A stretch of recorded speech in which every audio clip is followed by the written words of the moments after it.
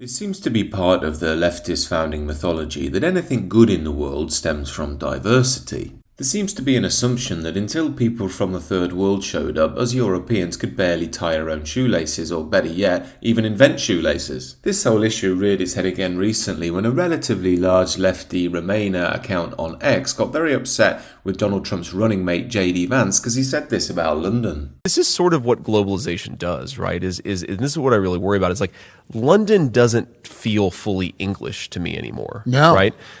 New York, of course, is the classic American city. Yeah. Over time, I think New York will start to feel less American. Yeah. Everything becomes flattened and becomes the same. Yeah. And like real diversity actually Right.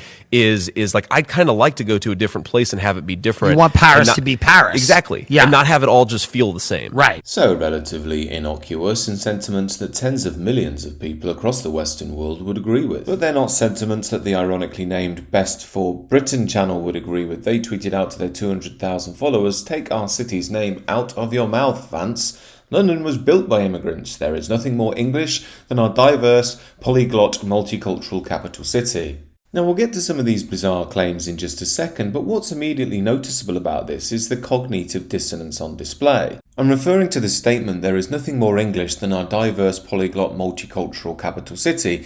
That's a contradiction in terms. I mean, it's like saying my cat shelter has never been quite as cat-like as when we let in every single animal from the local zoo. This tells us something quite interesting about the leftist mind and the leftist project at large. It almost has to recreate history in order to fit its worldview of everything being diverse from time immemorial. This may be why this quote does the rounds a lot online. It's often misattributed to George Orwell, but misattributed or not, it does get to the heart of what many people feel is happening in the Western world. For those of you who are just listening, not watching, the quote is, "The most effective way to destroy people is to deny and obliterate their own understanding of their history." It's that destruction of our own history that we see on full display here. London was not built by immigrants. It's crazy that we even have to point this out, but London was obviously built over the best part of 2,000 years by the English people themselves. Of course, there was influence from other European nations, but it was always the English that built London. You could make the claim that many Irish came over in Victorian times as builders and they worked a lot in London, but to say the Irish built London would be an absolutely absurd claim. We also know when a lefty mentions immigrants, they don't tend to mean the Irish. After all,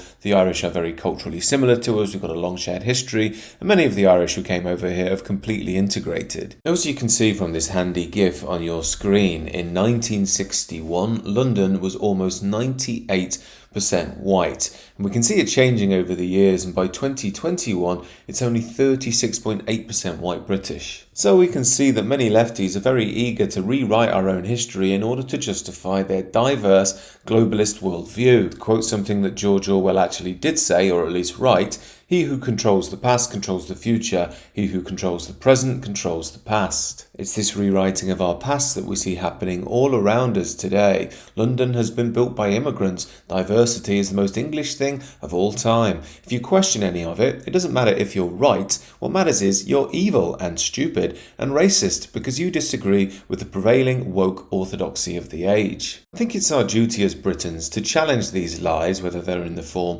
of tweets, kids' TV shows, or in museums. After all, if nobody challenges them calmly, reasonably and firmly, we'll simply get written out of our own history, which is an incredibly tragic and appalling thing to do to someone. These are just my thoughts, however. Do let me know what you think down below. Do consider subscribing to the channel.